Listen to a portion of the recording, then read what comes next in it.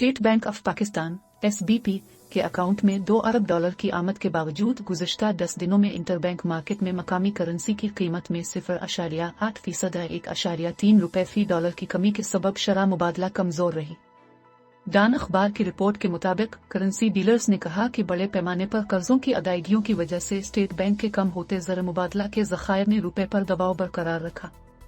7 फरवरी को डॉलर की कीमत 174.47 रुपए तक गिर गई थी, लेकिन इसके बाद से इसने मकामी करेंसी के मुकाबले में तेजी का रुझान बरकरार रखा और 18 फरवरी को डॉलर 175.86 रुपए पर ट्रेड हुआ। इंटरबैंक मार्केट में एक करेंसी डीलर आतिफ अहमद ने कहा कि दरामद कुनिंदगान की जानिब से ज्यादा मांग डॉलर की कदर में इजाफे का एक अहम उनसर है।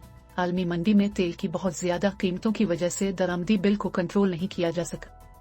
उन्होंने कहा कि वफाकी हुकूमत और स्टेट बैंक की जानिब से दरामदी बिल को कम करने के लिए कई इक़दामात किए जाने के बावजूद डॉलर की डिमांड ज्यादा है।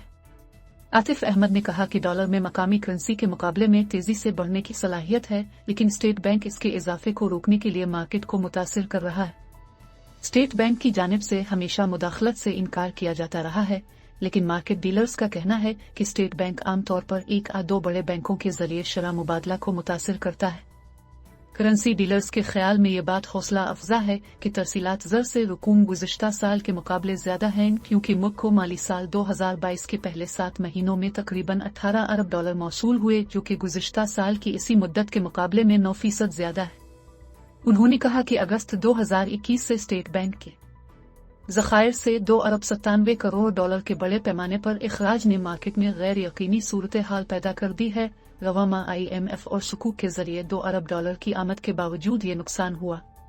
पाकिस्तान की एक्सचेंज कंपनीज एसोसिएशन (ECAP) के सेक्रेटरी जनरल जफर पराचा ने कहा कि तरसीलात ज़र की आमद ज्यादा है और मुकर्ररा माली साल 2022 के लिए $30 अरब के हदफ को उबूर कर सकता है।